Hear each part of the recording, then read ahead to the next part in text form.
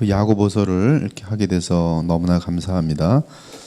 서론에 보면은 야고보서는 참된 믿음을 소유할 때 자연스럽게 나타나는 삶의 열매를 알려줍니다.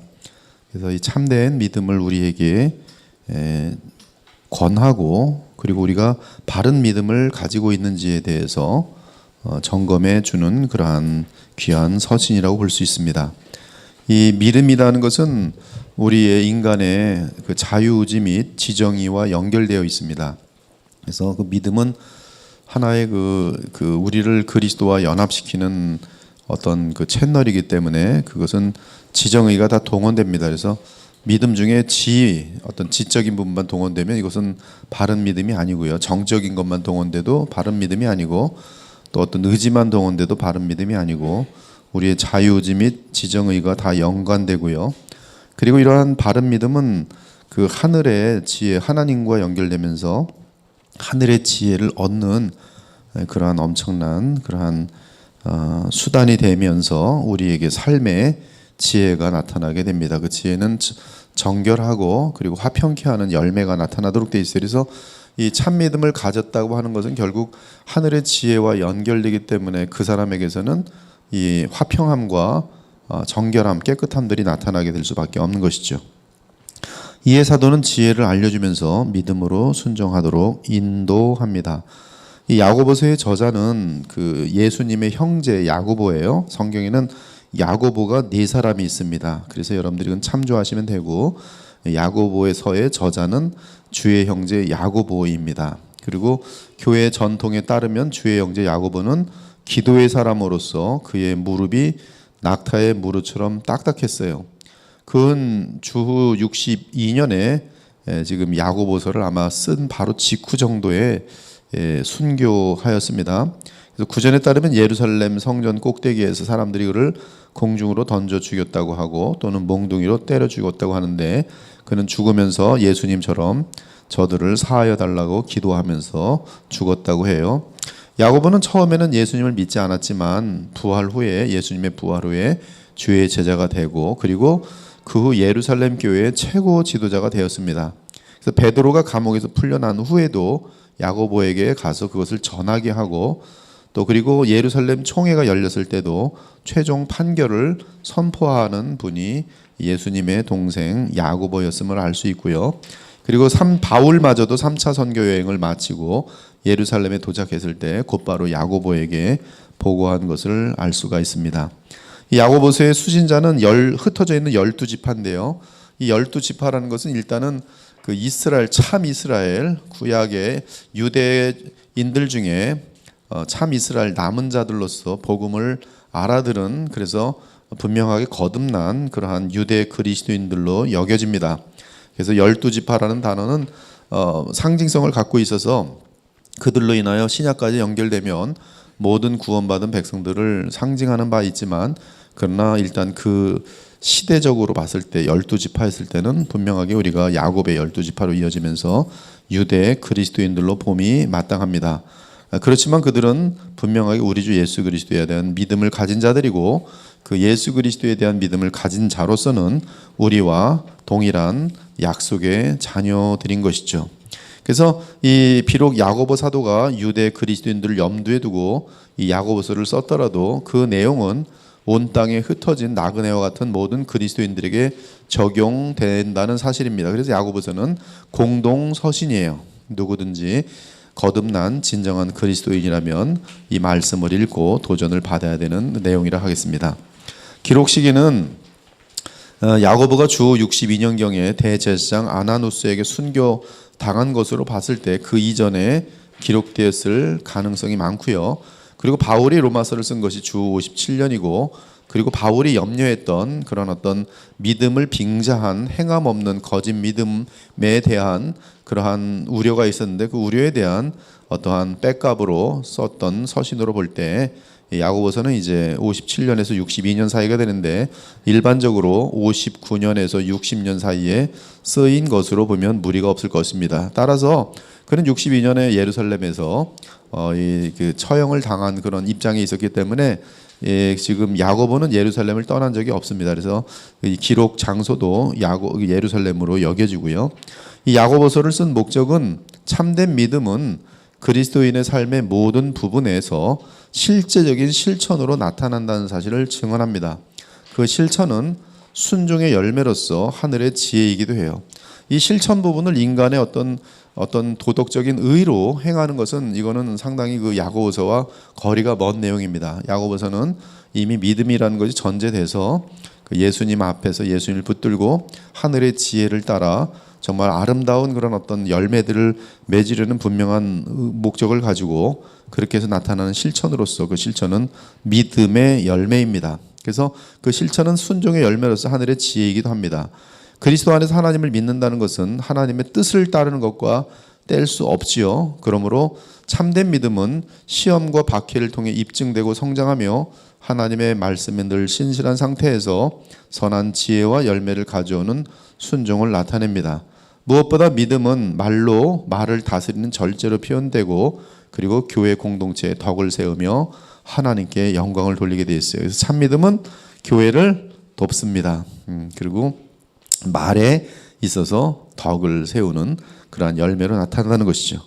이제 1절을 여러분이 함께 읽겠습니다. 1장 1절 시작.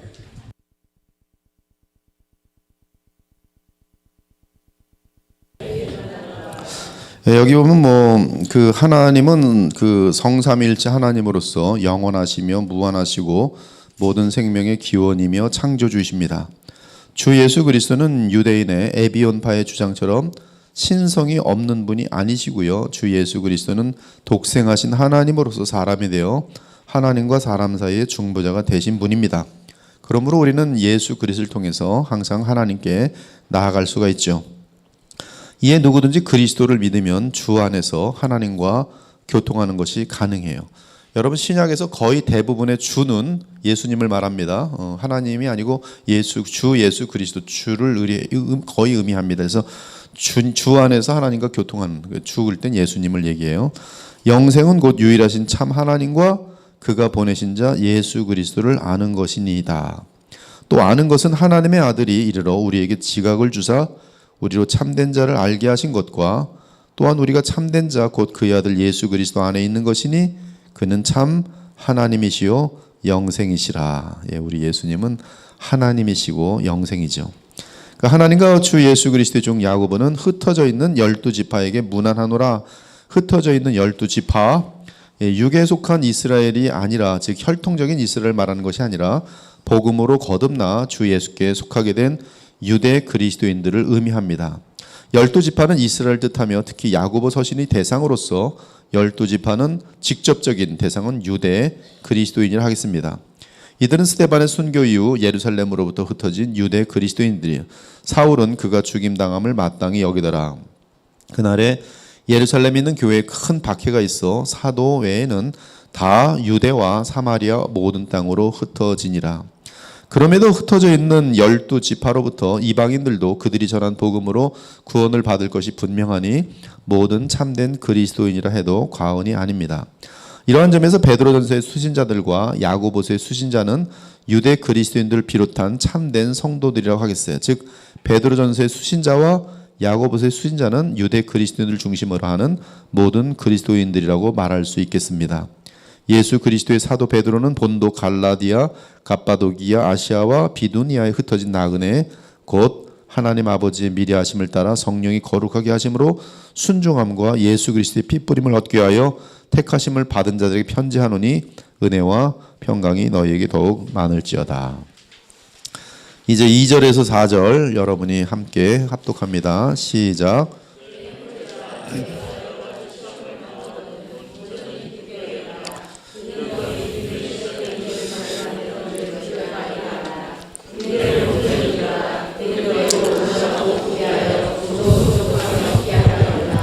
여러분들 그 2절에서 4절은 마음속에 깊게 새기셔야 됩니다. 여기 너희가 여러 가지 시험을 당하거든 여기서 보면은 이제 포이킬로이스는 여러 가지 각양각색이라는 뜻이고 시험 페이라스모이스라고 되어 있는데요. 시험에 대해서 이 그 어떤 개혁주의에 대한 영향을 받지 않은 사람들은 뭐 종류대로 막 나눠요. 이게 딱 봤을 때 이건 시험은 시련이다. 또 뒤에 있는 시험은 템테이션 유혹이다. 막 임의적으로 나누는데 그것은 상당히 그 성경을 인간 중심으로 보는 그런 경험이고요. 이 시험이라는 것에 대해서 성경은 어떤 구별하지 않고 동일하게 이 단어를 사용하고 있다는 것이죠. 그러면 그대로 정의가 돼야 되는데 시험은 외부로부터 오는 시련 및 유혹을 말합니다. 외부의 시험에 의해 신자의 마음은 갈등을 겪게 됩니다. 이때 믿음으로 시험을 대하면 승리이지만 그렇지 못하고 불신으로 대하면 죄에 빠지게 됩니다. 맞습니까? 예, 이것은 어려움이 올 때도 마찬가지예요. 즉 템프테이션이라는 게 무슨 여자가 막 유혹하고 그것만 있는 게 아니라 내 삶에 갑자기 직장을 잃었어요. 이건 템프테이션이라고 보통 안 하죠. 유혹이라고 안 그래. 직장 잃었어. 나 유혹받았어. 이런 사람 없어요. 그러나 직장을 잃었으면 그때 나의 반응은 굉장히 하나님을 향하여 원망도 할 수 있고 분노를 일으킬 수도 있고 하나님의 때를 기다리면서 겸손하게 기도할 수 있고 반응이 이게 틀린다는 것이죠. 근데 일반적으로 보면 이러한 직장을 잃은 거에 대해서는 이제 유혹이라는 단어를 안 쓰고 시험이라 그러고 뭐 근데 이게 같은 용어로 쓰인다는 거죠. 이것은 어떤 우리에게 발생되는 사건들에 지금 초점이 있는 것이 아니라 이것을 어떻게 반응하느냐에 따라 지금 상당히 달라지는 그런 문제가 되겠어요. 그래서 어떠한 상황이든 심지어 죽음 앞에서도 그렇죠? 내 마음이 믿음 안에 있으면 죽음 앞에서 뭘 택할까요? 하나님을 원망하지 않고 찬송하면서 순종을 택하죠. 환경의 문제가 아닌 것이. 그러나 아무리 좋은 아무 일도 발생하지 않는 상황일지라도 뭐 모든 것이 태평하게 흘러가고 있어. 돈도 잘 벌고 건강하고 자빠져서 자꾸 잠이나 자고 말이야 엉뚱한 생각이 나면 이것은 지금 이러한 아무런 유혹과 그렇죠 어떤 시련이 없는 상황이라 할지라도 여전히 나는 죄를 범하면서 죄에 들어갈 수가 있는 것이죠. 아무튼 시험은 그러므로 그냥 그 외적으로 발생되는 모든 일들로 보시면 되겠어요. 이 당할 때마다 시험을 겪을 때마다 시험과 관련될 때마다 불행 또는 악한 자들을 만날 때마다 여러분 그 시험의 종류가 여러분들마다 다 틀립니다. 어떤 사람들은 돈 없어도 전혀 시험 안 드는 사람이 있는데 어떤 사람은 돈만 조금 없으면 난리가 나는 사람이 있어요.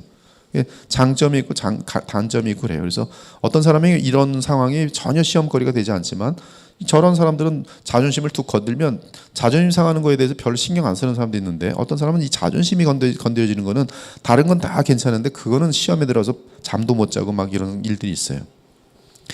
그러니까 그 사람에 따라서 이제 시험이 많이 틀린 것이죠.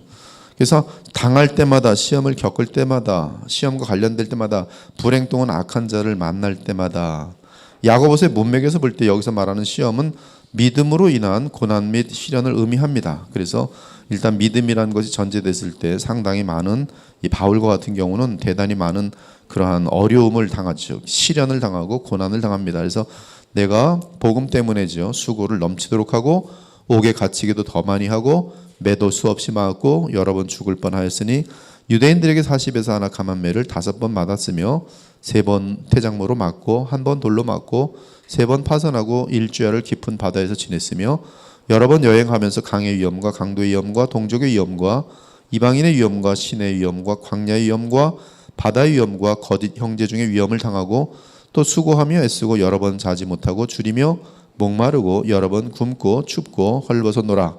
이 외의 일은 고사하고 아직도 날마다 내 속에 눌리는 일이 있으니 곧 모든 교회를 위하여 염려하는 것이라. 누가 약하면 내가 약하지 아니하며 누가 실족하게 되면 내가 애타지 아니하더냐. 내가 부득불 자랑할진대 내가 약한 것을 자랑하리라. 그런데 너희가 여러 가지 시험을 당하거든 온전히 기쁘게 여기라 말합니다. 온전히 기쁘게 여기라. 즉 내가 어떤 시험이라는 것을 당할 때에 기쁨으로 여기라. 그런데 이러한 결과를 얻으려면 즉 온전히 기쁘게 여기는 이러한 결과를 얻으려면 내게 허락된 모든 시험은 하나님의 선의가 있기 때문인 것을 알고 시험에 불합격하지 않도록 믿음으로 깨어 있어야 합니다. 믿음으로 깨어 있어야 돼요. 이에 우리는 우리를 시험에 들게 하지 마시옵고 다만 악에서 구하시옵소서라고 기도해야 할 것이며 마음에는 원이로되 육신이 약하기 때문에 시험에 들지 않게 깨어 기도해야 돼. 즉 시험이라는 것이 왔을 때 시험에 지는 것이 시험에 드는 것이에요. 그러나 시험을 초월하고 이겨내면 그것은 시험을 통하여 얼마나 엄청난 유익을 얻는다는 것이죠.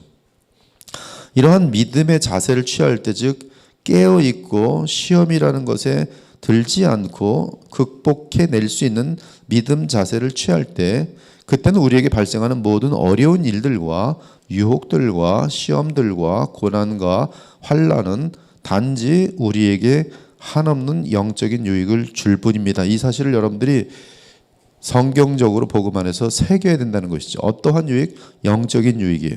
영적인 유익 중에 최고의 영적인 유익은 예수님을 닮아 거룩하여지고 아가페 사랑이 나타나는 화평한 사람이 되어지는 것이 예수님을 닮는 것입니다. 한마디로. 그 유익을 얻게 되는 것이. 그러므로 당한 모든 시험을 기쁨으로 여길 수 있어요. 그러므로 너희가 이제 여러 가지 시험으로 말미암아 잠깐 근심하게 되지 않을 수 없으나 오히려 크게 기뻐하는도다. 왜?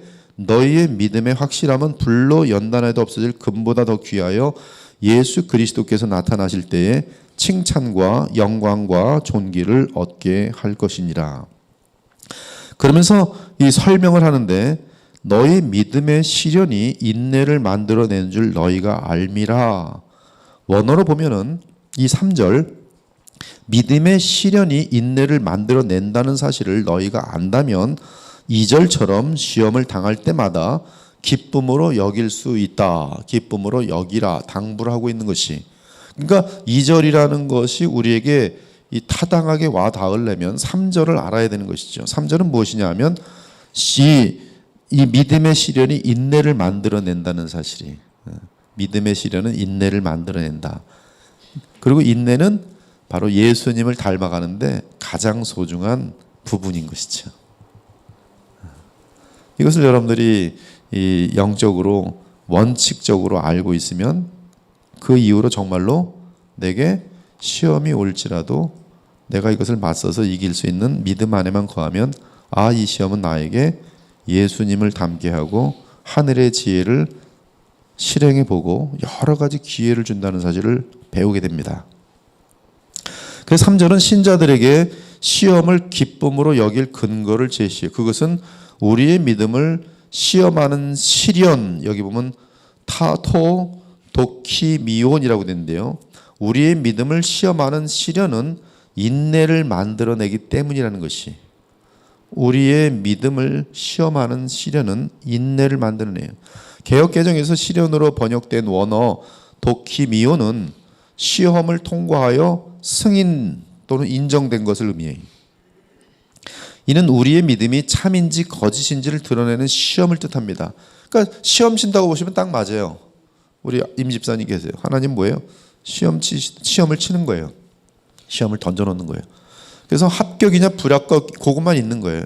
여기에는 마귀도 관련되고 하나님도 관련되고 그 사람도 관련돼요. 마귀는 하나님 그거 저한테 허락하시면 시험하겠습니다. 악한 일, 아주 굉장히 괴로운 일 같이 막 동참되는데 동기는 틀려요. 하나님은 이 시험을 네가 통과되기를 바란다. 마귀는 네가 이것에 통과짐을 맞고 비참하게 해갖고 완전히 그냥 정말 괴로움 속에 떨어지길 바란다. 이제 이런 의도를 가지고 욥 같은 경우가 같이 뭉쳐 있어요. 다 연결돼. 그러나 하나님은 내 종 욥은 이겨낸다는 것이. 왜 이겨낸지 아십니까? 욥이 훌륭해서가 아니라 욥을 붙들고 있은 하나님의 은혜 때문에 하나님은 아시는 거예요. 그러니까 여러분들은 그 마침내는 다 이기는데 자주 이기면 이제 궁극적으로 이기는 건 하나님의 은혜로 이기고 그 은혜를 여러분들이 계속 의지함으로 말미암아, 즉 믿음이죠. 하나님의 의지함으로 말미암아 여러분들이 믿음에서 합격하면 그만큼 빨리 졸업해서 마음껏 하나님 나라를 위해서 평안하게 막 쓰임을 받을 수가 있는 것이죠. 여러분들 군인이 그 기저귀 차고서 군인 못 갑니다. 군인 가서 원수들과 싸울 수 있을 거 나라를 지키려면 장성한 사람이 돼야 돼요. 그런 것처럼 영적으로도 장성해야지 하나님 나라를 위해서 쓰일 수가 있어요. 장성해야 됩니다. 아르헨티나의 하여튼 옛날에 좀 책 열심히 마선데 요새 안 나오는데 하여튼 거기 무슨 뭐 당신은 제자입니까? 뭐 그런 책인가 뭐 한 80년대쯤에 뭐 한국에서 굉장히 많이 돌았던 책들인데 거기 보면 이런 단어들이 되게 많았어요. 갓난아기처럼 기저귀 찬 그리스도인들로 가득 차 있다고 온 세상이. 예, 갓난아기들. 예, 고린도서 3장에 나오죠. 너희는 갓난아기라. 갓난아기가 아니라 빨리 이제 졸업해서 패스해서 뭐 제가 아는 어떤 분은 운전 시험을 10번을 떨어졌어요. 예, 맨날 필기 시험하고 하는 떨어지고. 그러니까 3년 4년 동안 시험만 치고 있는 거예요. 근데 어떤 사람은 한 번에 다 붙었어요. 그러면 붙은 다음에 어떻게 해요? 운전 쫙 하는 거지. 하나는 그냥 아직도 운전 못하고 계속 시험만 치고 있는 거고. 마찬가지 하나님께서는 그리고 여러분에게 시험 내시면 불합격하면 어떻게 돼요? 다음 시험 문제 내실 것 같습니까? 아니에요. 똑같은 문제 또 내요. 여러분이 아무리 도망쳐도 딱 다시 갖다 냅니다. 그러면 또 다시 쳐야 돼요. 죽는 그날까지 합격 못하는 사람이 있고 이거 패스하면 그 다음 시험 있어요? 없어요? 또 있어요. 또 있고 있는데 시험 합격할 때마다 어떻게 돼요? 계속 깊어지고 계속 성장하는 거예요. 그러니까 그런 의미에서는 시험 치면 좋아요, 안 좋아요? 예수님을 닮는 것이 목적이라면 좋은 거예요. 좋은 거예요. 바로 그 의미예요. 그리고 되게 재밌는 것은 시험을 쳐서 합격한 사람들은요, 동일한 시험이 올 때 합격하는 게 쉬워요, 어려워요? 엄청 쉬워요. 미움의 문제가 어떤 사람에게는 시험으로 계속 와요. 또 쓰러져서는 분노하고 뭐 어떻게 했는지 막 보복하고 싶고 굉장히 힘들거든요. 근데 그것을 복음의 능력으로 어느 날 극복해요. 또 다른 미움의 문제가 다가오는데 이게 극복하는 게 어렵지가 않아요. 왜? 한번 합격했기 때문에 그 다음부터는 굉장히 문제가 되지 않습니다. 음란 문제도 마찬가지고 또 모든 문제가 다 마찬가지고 어디에 중독되는 문제도 마찬가지고. 그러니 이 어떤 시험이 왔을 때 그것을 이기고 나면 같은 종류의 그 정도의 급의 문제는 전혀 문제가 되지 않으니 얼마나 자유함을 누릴 수 있냐는 것이죠. 그러므로 우리는 시험이 올 때 이것은 지금 합격할 수 있고 합격하면 또 더 높은 차원으로 하나님과 가까워지고 크고 귀하게 쓰임받을 수 있을 줄 알고 우리는 기뻐할 수가 있는 것이죠. 이때 인내는 참 믿음이 시련을 견디는 것을 의미합니다. 즉 인내는 슈퍼모네인이라고 되는데요. 참 믿음이 연단을 통해 보이는 성향이에요. 즉 여러분들이 믿음을 진심으로 행사할 때는 모든 시련 가운데 인내하게 되는데 그 인내는 여러분들에게 엄청난 선한 역사를 일으키는 것이죠. 그리고 로마서 5장 4절을 보면 이 인내는 참 믿음이 바라는 소망과 하나님의 역사를 바라는 소망과 연관되어 있습니다. 인내를 온전히 이루라. 중간에 포기하지 말고 인내가 끝을 볼 수 있도록 하라는 당부입니다. 즉 참 믿음은 시련 속에서 인내를 만들어내지만 믿음이라는 요소는 우리의 자유의지와 연합되어 있다는 사실을 알 수 있어요. 따라서 참된 신자는 믿음을 붙들고 시련 가운데 더 정확하게 말하면 이거죠. 참된 신자는 믿음을 통해 누구를 붙들고 주 예수 그리스도를 붙들고 저 시련 가운데 인내할 수가 있어요. 주님이 나와 함께 인내해 주십니다. 나를 도와주세요. 인내하는 나를 도와주세요. 너희를 온전하고 구비하여 조금도 부족함이 없게 하려 함이라. 구약 성경에 탐임이라는 단어가 있는데요. 이는 흠이 없는 온전한 인격을 뜻하면서 하나님이 기뻐 받으시는 재물을 의미합니다. 여러분 주일날 예배 왔을 때 날마다 손 들고 옵니다. 이 죄인을. 그거 하나님 그렇게 좋아하지 않습니다. 승리의 재물도 갖다 주셔야 돼요. 맨날 실패 하나님 썩은 또 재물입니다. 또 실패지 이러지 마시고 주님 이번 주는 저가 정말 좀 어쩌다가 오랜만에 깨어서 하나님께 온전한 예물을 갖다 드립니다. 나의 삶을 드릴 수 있어야죠. 날마다의 실패를 타당히 여기지 마십시오. 실패에 대해서 가슴을 찢는 것은 맞는 것이지만 나 가슴을 매주 찢는 것이 그거 당연한 거야 하면 그것은 죄와의 싸움도 포기한 거고 날마다 실패밖에 없는 거예요. 좀 성공도 해서 이번엔 시험을 합격했습니다. 합격 통지도 좀 갖다 줘야 될 거 아니겠어요? 왜 맨날 불합격입니다. 뭐 맨날 주님 만나면 불합격입니다. 왜 이러고 있어요 매주? 합격도 갖다 드려야지. 탐임이라는 것은 그래서 하나님이 기뻐 받으시는 재물, 합격하여 드리는 재물이에요. 합격의 소식을 갖다 드려야죠. 즉 속량의 재물을 통해 하나님과 바른 관계를 맺은 상태에서 그 마음이 하나님께 온전히 드려지고 로마 12장이면 산재물로 드려지는 것이죠. 그것이 바로 흠이 없는 성품과 삶을 유지하면서 주님께 나의 삶을 바치는 것이죠. 그런 경우가 이제 탐임, 그래서 노아는 의인이요 당대의 완전한 자라, 즉 흠이 없이 잘 성숙된. 근데 어떻게 그 자리까지 갔는가? 바로 많은 시련 가운데 인내로 그리스도를 붙들고 여호와를 붙들고 인내로 그것들을 승리한 것이죠. 그러므로 야고보 사도가 말하는 의도는 참 믿음으로 시련을 통과하며 인내를 계속 이루어가는 신자는 그리스도의 장성한 분량을 향하여 자라나게 되면서 흠이 없고 책망할 것이 없는 온전한 그리스도인이 된다는 사실입니다. 이것이 온전하고 구비한다는 뜻이. 이와 같이 온전하고 흠이 없고 책망할 것이 없는 그리스도인이 된다면 거룩한 교회 공동체의 지도자로 세움을 받아 마땅할 것이. 그래서 지도자들은 보면 책망할 것이 없는 자 계속 반복되고 있어요. 온전한 자. 이제 야고보서 1장 5절에서 8절 함께 읽습니다. 시작.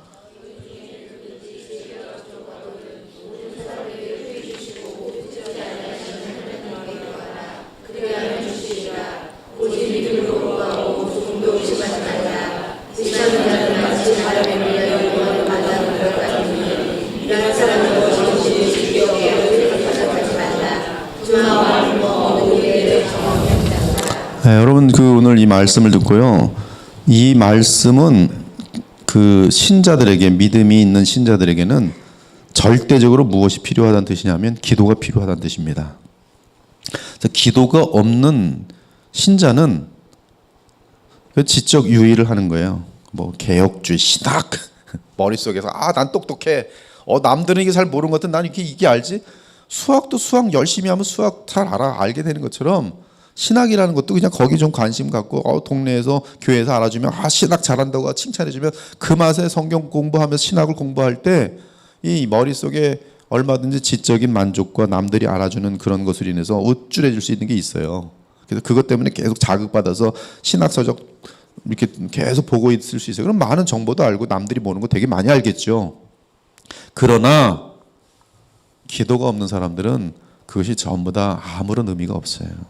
네, 기도만이 하나님의 뜻을 이룰 수 있는, 또 인내할 수 있는 하늘의 지혜를 주시기 때문에 그래요. 엄청나게 구해야 됩니다. 기도 없이는 우리는 살 수 없어요. 그래서 기도 없는 사람들은 사실은 그냥 제껴야 돼요. 별볼이 없습니다. 별볼이 없어요. 아무런 역사 일으키지 못합니다.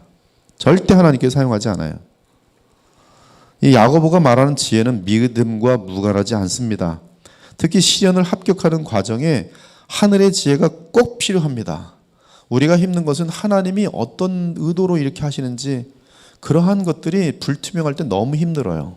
그래서 좌절하고 믿음에서 져버리는 경우들이 많습니다. 그러나 나는 이해가 안 가지만 하나님의 어떤 객관적인 뜻들이 말씀을 통하여, 기도를 통하여 마음속에 오면은 얼마든지 인내할 수가 있어요. 왜? 주님의 마음을 알게 되는데. 근데 그 마음을 알게 되는 그것이 하늘의 지혜거든요. 하늘의 지혜는 무엇보다 하나님의 뜻을 헤아립니다. 따라서 하늘의 지혜를 얻을 경우 신자는 시련, 믿음의 시련을 견디면서 인내하는 데에 굉장히 큰 위로와 힘을 얻으면서 그것을 쭉 밀고 나갈 수 있어요. 여기 성경에서 인내는 인간의 어떤 끈기력 그런 게 아닙니다. 지구력 그런 게 아니에요. 지구력이 강한 사람이 있고 지구력이 약한 사람이 있어요. 그런 것에 의해서 신앙이 결정되지 않습니다. 지금 성경이 말하는 인내는 성령의 열매예요. 그렇기 때문에 하나님의 뜻을 알고 그 안에서 이미 답을 들은 상태 속에서 확실히 보이기 때문에 밀고 나갈 수 있는 것이 인내입니다. 근데 그것을 보여주는 것이 하늘의 지혜란 말이죠. 그러면 하늘의 지혜를 어떻게 얻는가? 참된 믿음을 소유한 신자는 자신 안에 이러한 지혜가 나올 수 없음을 잘 알며, 맞죠? 네. 자기에게 없다는 걸 알지요. 왜 이걸 어떻게 알아요? 성경을 통해서 알지요. 내 안에는 선한 것이 없어요. 내게는 하나님께서 행하신 일들을 이해할 수 있는 능력이 없습니다. 그러므로 자신 안에 이러한 지혜가 나올 수 없음을 잘 알며 참 지혜의 근원은 하나님이심을 압니다. 그러므로 온전한 믿음은 하나님께 지혜를 구하여. 그러나 지혜는 어디서 얻으며? 욥의 괴로움입니다. 알 수가 없어요. 내가 도대체 왜 이러한 일을 당해야 됩니까? 나는 모든 사람들보다 바르게 사는 것 같고 정직하게 사는 것 같고 정말 흠이 없게 살았다고 사는 것 같은데 왜 나의 자녀는 다 죽었고 나는 이렇게 쫄딱 맞고 나의 몸은 이 정말 구더기가 굴러다니는 이런 몸이 되었을까? 도대체 자신의 머리는 아무리 연구해도 이게 감당하기가 힘든 거예요. 이해가 안 되니까. 그래서 욥이 보면은 28장에 보면 지혜를 찾아요. 지혜를 어디 썼는가 알고 싶다는 것이죠. 명철이 있는 곳은 어딘가 그 길을 사람이 알지 못하나니 사람 사는 땅에서는 찾을 수 없구나. 하나님이 그 길을 아시며 있는 곳을 아시나니 보라 주를 경외함이 지혜요 악을 떠남이 명철이라. 누구에게 하면 그 지혜를 얻을 수 있어요? 하나님께. 그래서 솔로몬 역시 오직 인간에게서 나올 수 없는 지혜를 하나님께 기도함으로 얻었지요. 이는 주의 자녀인 신자들이 하늘의 지혜를 구하며 주의 뜻을 분별하여 순종하고자 하면 하나님은 얼마든지 주의 지혜를 부어주신다는 사실을 보여줍니다. 분명히 주께서는 이러한 기특한 의도로 솔로몬이 지혜를 구했을 때 하나님이 기분 나빠했어요? 아니면 기특했어요? 기특하게 여겼어요. 그래서 네가 구하지 않은 명예와 재물과 다 준다 그랬어요. 너무 좋아서. 그러니까 하나님의 뜻을 알길 원하고 하나님이 시키는 대로 하길 원하여 주님이 무엇을 의도하십니까? 지혜를 구하는 사람. 하나님이 원하시는 게 공의인데 공의대로 이 모든 일들을 해결하길 원합니다.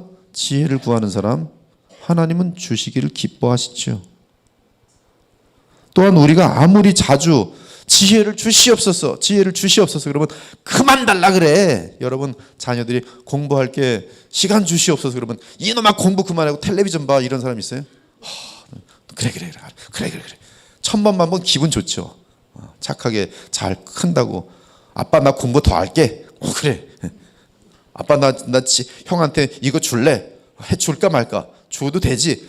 그럼 줘야지. 그만 부탁해 이놈아. 그런 사람 있어요?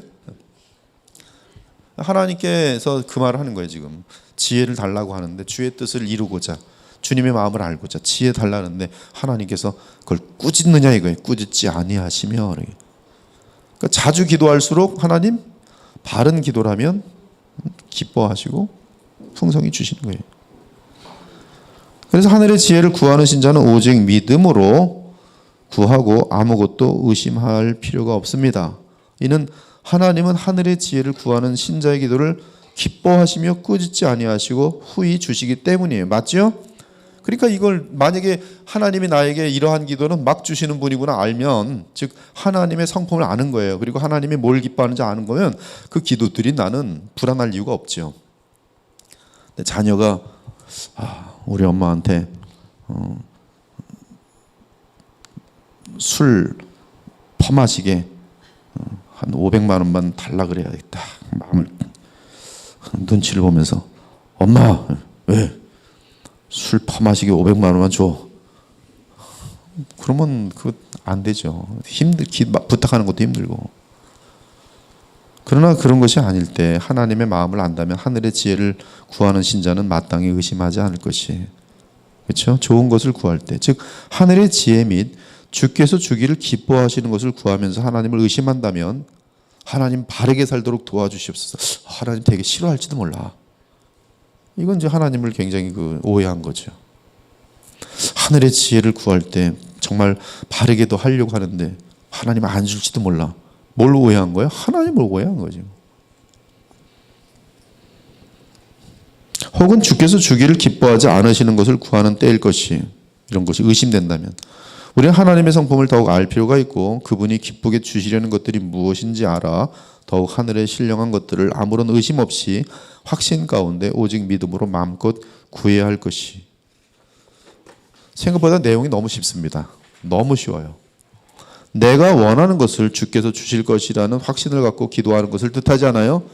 많은 사람들이 이 구절을 오해해서 내가 원하는 것 보니까 달라 그랬더니 안 주시네. 내가 원하는 것 하나님이 기뻐하시는지 안 기뻐하는지 관심 없어요. 내가 원하는 것 달라 그랬는데 안 주셨는데 오니까 믿음으로 간다. 믿습니다. 500만 원 주실 믿습니다. 술 퍼먹게 500만 원 주시옵소서. 안 돼. 오늘 안 된다는 거 가서 밀고 또 확신 주실 것이라 믿습니다. 주겠구나. 엄마를 가서 하면 엄마는 쓰러지죠. 거품 물고. 근데 그런 식으로 지금 이 성경을 해석하고 하나님이 원치 않는 죄악의 길로 달려가겠다고, 내 욕심과 야망을 채우겠다고 하나님께 믿음 뭐예요? 자기 세뇌죠, 세뇌. 주님이 뭘 원하시는지는 관심 없고 진이처럼 하나님을 불러대면서 내 욕심 이루어 주시옵소서. 안 이루어지네. 믿음이 없구나. 믿습니다. 이건 세뇌시키는 거지. 굉장히 우리가 못났습니다. 참 악하고. 그런 의미가 아니라 주께서 주기를 원하시는 것을 우리가 믿음으로 구하여 얻는 것을 의미해요. 한편 여기서 주는 예수 그리스도를 지칭합니다. 그리스도는 그리스도인들이 의심하지 않고 하늘의 지혜를 구하는 자에게 지혜를 주실 뿐만 아니라 시련 당할 때 인내할 수 있도록 힘을 주실 것이. 사실 선한 것을 주께서 주시지 않을지도 모른다는 의심은 주님의 성품 및 능력을 의심하는 것과 연관됩니다. 즉 주님을 의심하는 거예요. 그것이 바로 주님을 의심하는 거예요.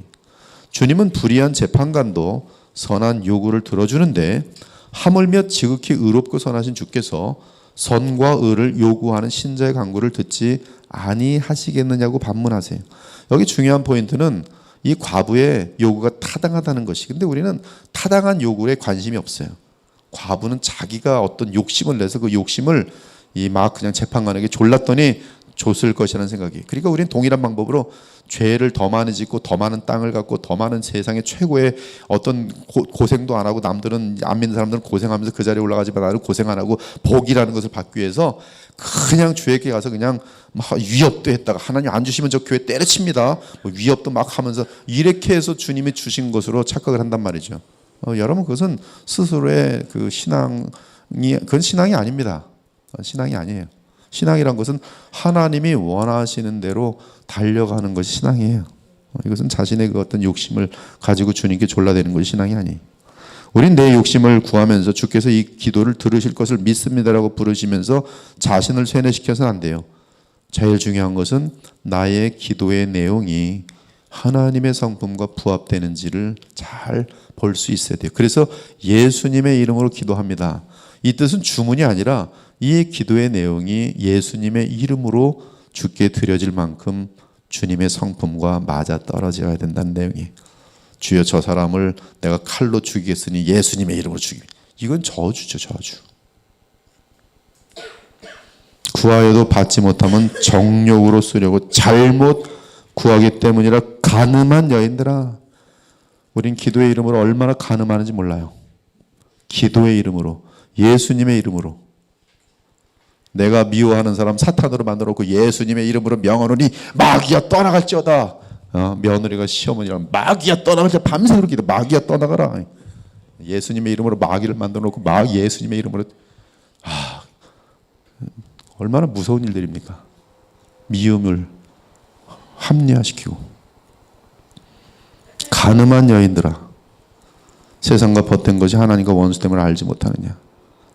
간음한 여인들이 되어가면서 하나님의 이름을 불러대는 것이 기도인 줄 아는데 그런 게 아니죠. 지금 야고보서는 하나님의 성품에 맞는 이 시험 속에서 참믿음으로 인내를 배우고 인내 속에 예수님을 닮아가는 온전하고 구비하여, 그렇죠? 온전하고 조금도 부족함이 없는, 온전하고 구비하여 조금도 부족함이 없는 상태로 모든 사람들에게 하나님의 영광을 나타낼 수 있는 아름다운 성품으로.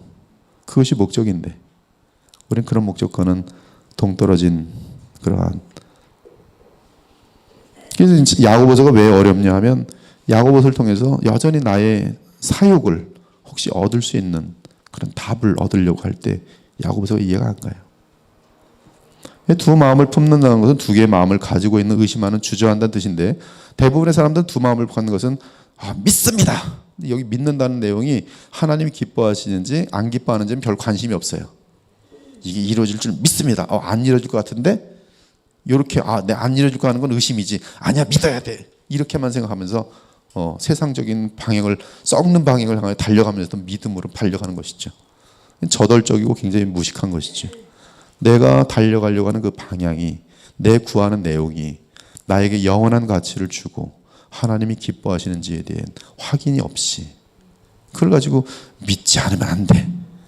오늘도 100점 맞을 줄 믿습니다. 내가 100점 맞을 수 있을까? 아니 나 의심하지. 두 마음을 가지면 안 돼. 100점 맞을 줄 믿으면 오늘 분명히 100점 맞을 거야. 이렇게 항상 이 말씀을 적용하다는 거죠. 내가 가려고 하는 것이 정말 주님의 뜻일까? 아닐까? 그건 되게 중요한 거죠. 성경을 통해서 확인하고. 그래서 확인되어지면 하나님께서는 기뻐하시는구나. 그리고 담대히 가면 되는 거예요. 그래서 여긴 결국 이 두 마음이라는 것은 무엇과 무엇 사이냐면 사실 하나님과 세상 사이예요. 하나님과 우상 사이입니다. 하나님의 성품과 능력을 의심하는 것과 연결되면서 그 마음이 주께 마음을 정하지 않았음을 알려줘요.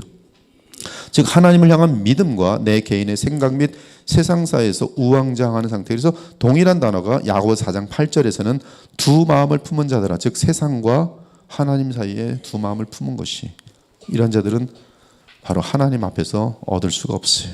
왜? 자기의 목적이 뭔지를 지금 아직 정하지 않았기 때문에. 야비하게 세상을 추구할 거면서 하나님의 이름을 사용할 것인지, 정말 하나님이 원하시는 쪽으로 달려가기 위해서 하나님의 이름을 사용할 것인지, 거기서 기로에 있기 때문에 이렇게. 그럼 하나님 알죠. 우리에게 속지 않으시니까. 모든 일에 정함이 없다. 인생 전체와 삶의 모든 분야에서 마음이 정하여지지 않고 요동함을 의미합니다. 이는 세상의 풍조에 휩쓸리는 마음으로서 주께 온전히 믿음으로 헌신되지 않음을 의미합니다. 따라서 하나님과 세상 사이에서 늘 머뭇거리며 한 가지 결정으로 내리지 못하고 불안정한 상태에 있어요. 여자가 마음에 드는 여자가 생겼어요. 성경을 보니까 불신자로 결혼하지 말라 그래요. 근데 마음엔 들어, 이쁘고 친구들이 보니까 너 여자친구 이렇게 멋있어. 그럼 거기서 주님께서는 말씀을 이렇게 했지만 이게 더 지금은 좋을 거야 하면서 그 결혼을 해버리는 거예요. 그러면 이건 두 마음을 품고서 주님은 필요한데 찾는 거고, 이건 주님 제가 알아서 할 테니까 신경 쓰시지 마십시오. 이러한 경우들이 지금 여기에 해당되는 것이죠. 내가 네 행위를 아노니 네가 차지도 아니하고 뜨겁지도 아니하도다. 내가 차든지 뜨겁든지 하기를 원하노라. 즉 하나님만 정하라는 것이죠. 세상과 이렇게 세상 맛도 보고 하나님도 맛도 보고 이렇게 중간다리 거치지 말라는 것. 그런 거는 지금 사실은 간음하는 거죠. 그래서 너를 토하여 내치리라. 동일한 거. 여러분들 정말 이렇게 여자 입장에서 남자가 나도 사귀고 저 여자도 사귀고 저쪽 가서 너 사랑해, 여기 가서 나 알아버렸어요. 그럼 어떻게? 관두자, 너 딴 데가. 토하여 내치고 싶잖아요. 예. 똑같은 거예요. 9절에 11절 시작.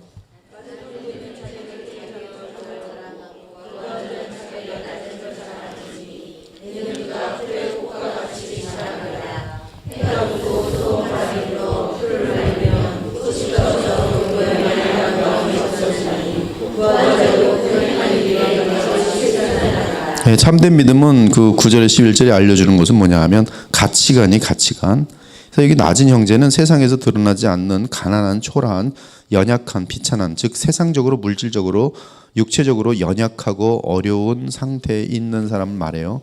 근데 그는 자기의 높음을 자랑하고, 이렇게 되죠. 자기의 높음을 자랑하고. 어떤 의미에서 자기의 높음을 자랑하냐 이거예요. 여러분이 그리스도 안에서 새롭게 된 피조물이라는 사실이 얼마나 엄청난 영광인지 아십니까? 얼마나 엄청난 선물인지 아십니까? 즉 그리스도 안에서 새롭게 된 피조물로서 고귀한 하나님의 자녀가 된 특권의 긍지를 느끼며 자랑하라는 뜻이, 이 땅에서는 초라해 보여도 고난과 역경 가운데서도 믿음으로 주께 충성하면 그리스도를 닮아가는 영광과 지혜를 얻게 될 것이, 즉 내게 중요한 가치가 영원한 것일 때는 이 세상에서 잘 먹던 못 먹던, 그래서 이제 야고보서 2장에 보면 사실은 이러한 가치관을 갖게 되면 사람을 외모로 취하지 않아요. 어떤 성실함 때문에 명문대로 들어갔으면 그 성실함이라는 건 귀한 덕이죠. 그렇죠? 성실하지 않은 사람보다 성실함으로 인해서 명문대를 들어갔으면 덕인 거죠. 그런 부분들은 칭찬을 만하지만 어떤 명문이라는 어떤 세상 속에서의 어떤 기준을 가지고 사람을 평가하는 것은 우리의 기준이 세속화된 것이죠. 그래서 그런 것들은 비성경적이에요.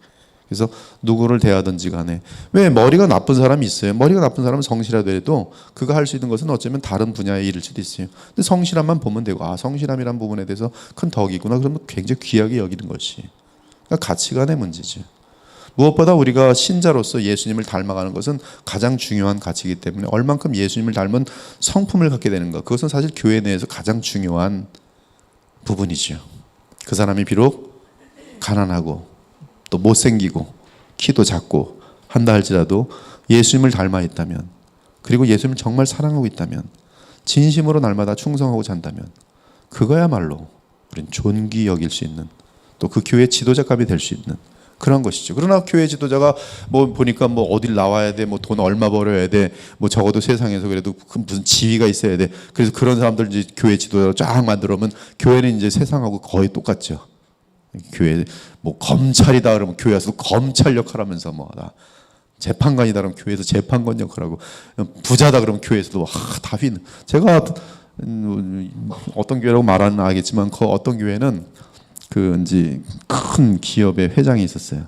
근데 그 교회 예산의 80%에서 90%는 그분이 냈어요. 근데 어느 날 제가 못 볼 장면을 봤는데 담임 목사하고 부사역자 쫙 그분 앞에 앉아가지고 지시를 받고 있는. 너 왜 그랬어? 넌 왜 그랬어? 넌 교회를 왜 kit다이를 하는 거야?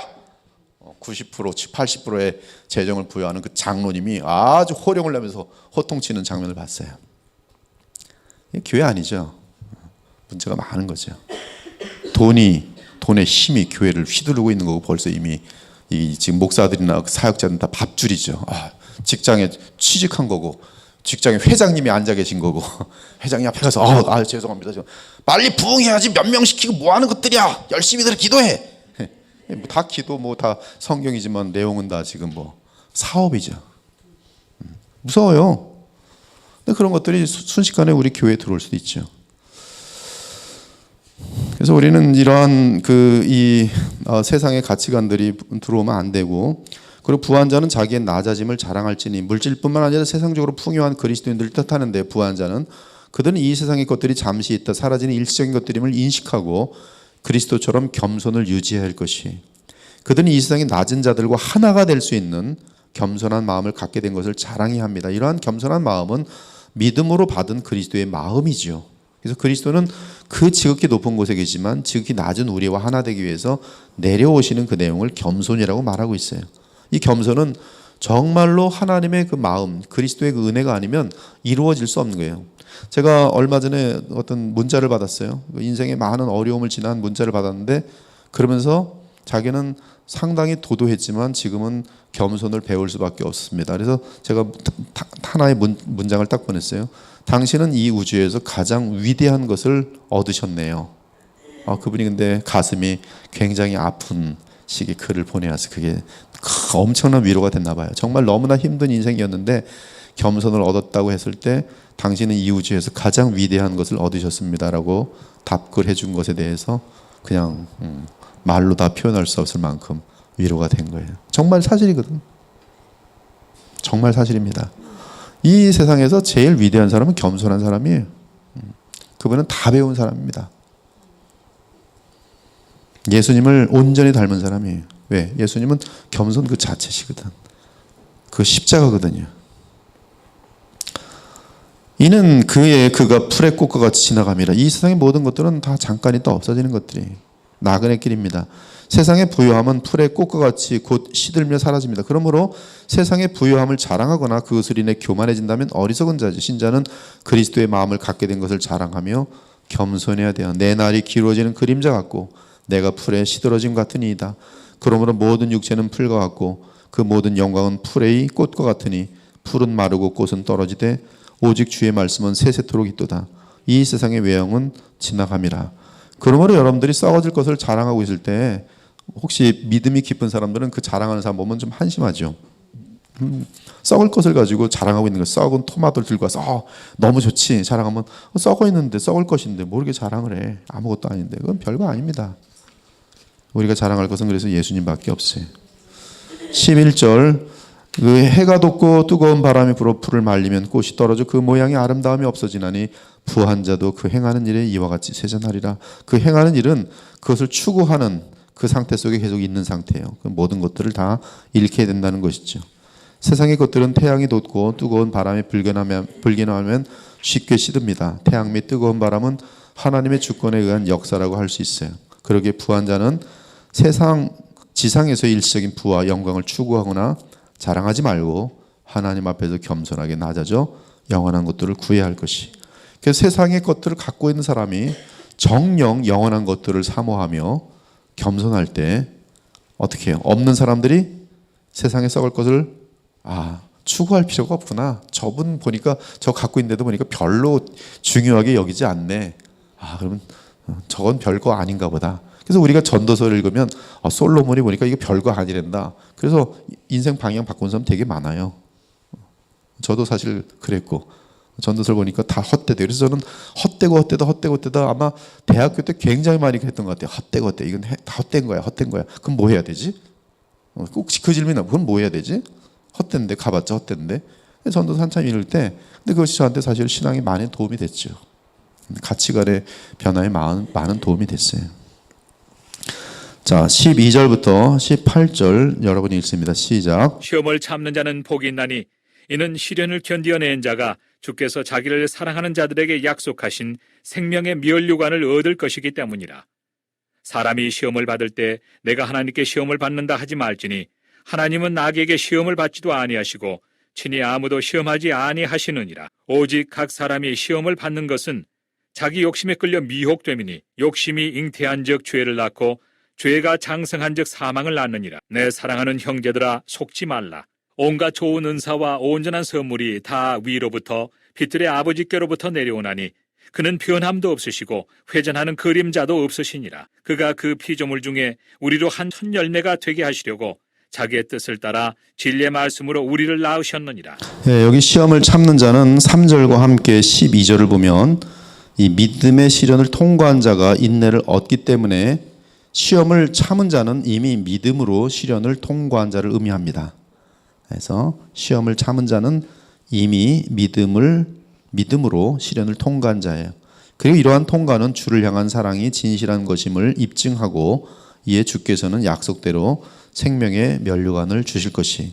여기서 면류관은 운동 경기에서 승리한 자에게 주는 면류관으로서 이 구절은 시험과 박해 속에서도 주를 사랑함으로 믿음을 지키고 인내한 자는 생명의 면류관을 받게 될 것을 의미합니다. 생명의 면류관은 여기 보면 그 면류관이 살아있는 면류관 그렇게 해석도 되는데요. 즉 썩지 않은 영원한 영광을 분명하게 보여주고 있는 그런 뜻이에요. 세세토록 있는 영광을 말하는 것이죠.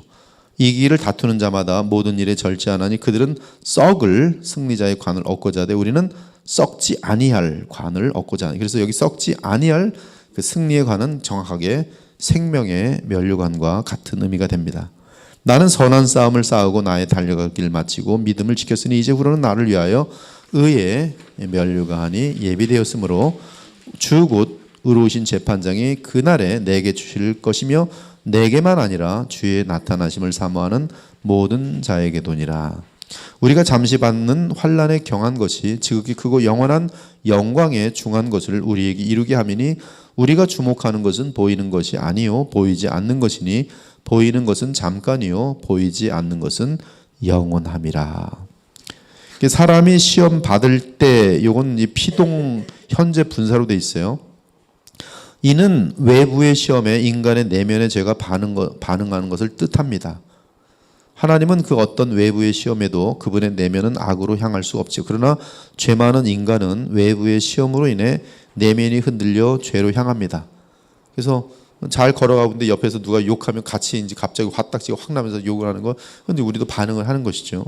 온유로 반응하지 못하고 나도 성질 있다 이거죠. 따라서 죄로 유혹받는 것을 뜻하는 것이. 이때 신자는 믿음으로 요동하는 마음을 붙들고 시험을 이겨내야 하지요. 한편 사람은 시험을 받을 때 죄로 향하는 자신의 내면의 흔들림에 대해 하나님께 탓할 수 없습니다. 이는 하나님은 사람이 악을 행하도록 사람의 내면을 흔들어 놓지 않으시기 때문에 그래요. 오히려 주께서는 죄를 향한 내면의 요동과 싸워 이기고자 주의 도움을 구하는 자에게 얼마든지 도움 주시기를 원하십니다. 그러므로 사람은 자기 속에 있는 악한 죄악의 기질과 욕심에 미혹되어 시험을 이기지 못하고 죄를 범함으로 죄의 책임은 오직 그 사람에게 있는 것이지 결코 하나님께 있을 수 없어요. 전능하시고 거룩하신 하나님은 악에게 영향을 받지도 않으실 뿐만 아니라 결코 친히 누군가를 죄를 짓도록 의도하지 않으십니다. 그러면 사람이 죄를 짓는 것은 어디서부터 오는가? 결국 자기 욕심에 끌려 미혹된다 그랬어요. 여기 지금 끌려 미혹된다라는 그 지금 원어를 보면 모두 현재 분사 피동태예요. 그래서 거기 보면 drag away, entice 뭐 이렇게 돼 있는데요. 원어대로 번역하면 각 사람은 자기 욕심, 탐욕에 의해 그 자리에서 벗어나게 되고 또한 잘못을 행하도록 미혹을 받습니다. 굉장히 아주 예리한 거예요. 지금 가만히 있다가 앞에 시험이 막 이렇게 지나가는 거예요. 시험이 지나가니까 이쪽에서 내 마음속에 있었던 욕심이 글로 나를 끌고 가요. 쭉 드래그합니다. 그러고 나서 거기서 이제 행해 인타이스 하는 거예요. 그래서 그것이 시험을 받는 상태예요. 이 욕심은 부패한 모든 인간의 마음속에 있는 죄성을 의미하고요. 종류는 여러 가지예요. 죄성은 언제나 구체적인 대상이 있습니다. 우상 숭배랑 많이 연결되어 있어요. 그래서 탐욕은 곧 우상 숭배라 우상의 대상이 있습니다.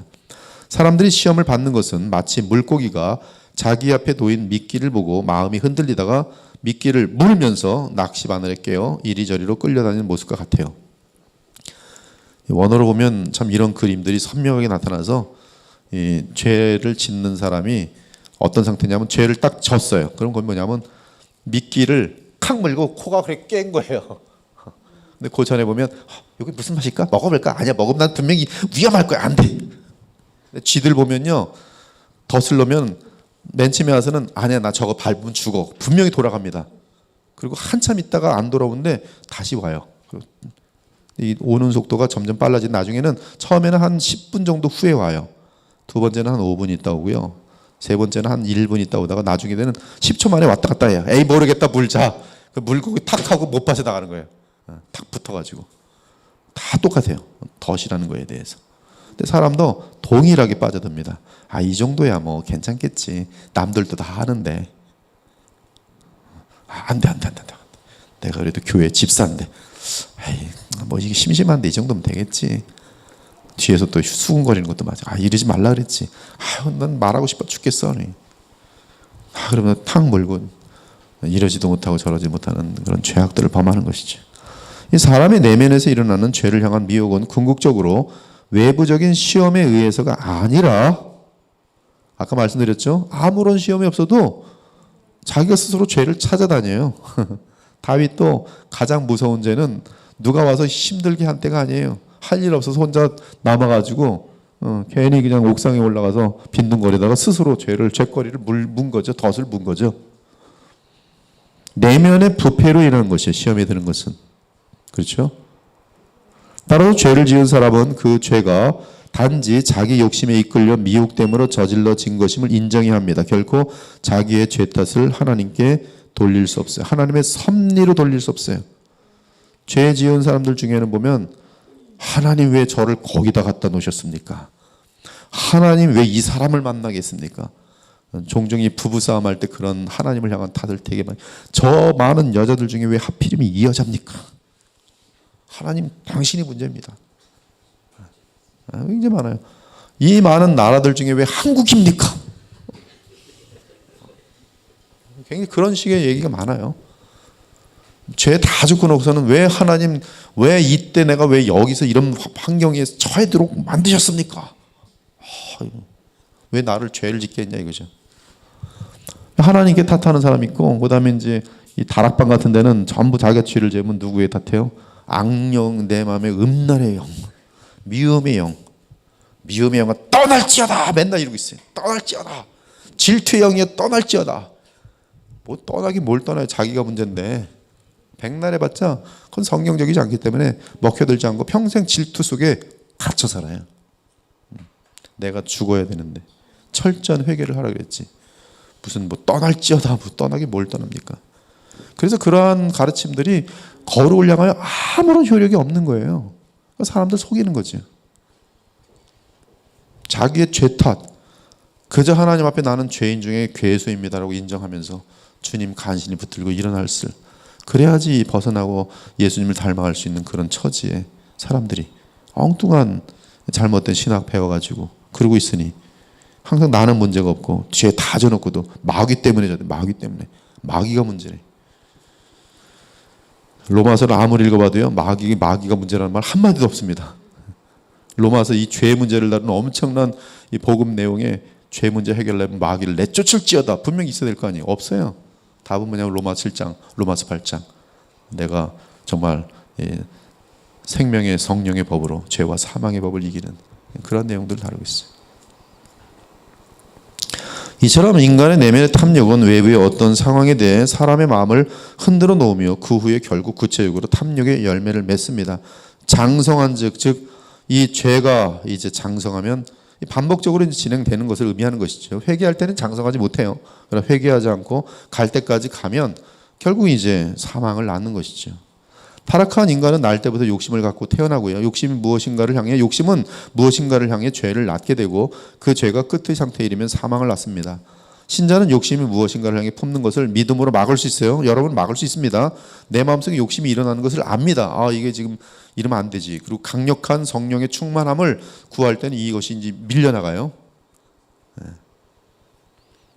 기도의 평소를 많이 하면 유혹이 이렇게 쑥 들어오다가요. 정말 주님과 지금 계속 긴밀하게 동행하기 때문에 팍 밀쳐내면서 들어오지 못합니다. 그래서 이 기도의 힘, 말씀을 가까이 하는 힘, 또 우리 이러한 성도의 교제 이런 것들은 굉장히 엄청난 힘이 되는 것이죠. 반면에 신자가 깨어있지 못한 상태에서 믿음을 행사하지 못하면 결국 욕심에 굴복해요. 욕심이 뭔가에 굴복합니다. 그리고 그러한 굴복에서 벗어나지 못하면 죄를 유발하고 그의 마음은 강팍하게 굳어지며 따라서 회개함이 없는 상태에서는 보통 이런 강팍한 상태에 들어가면 회개 안 합니다. 일반적으로 안 해요. 언제 회개하냐면 두들겨 맞은 다음에 회개해요.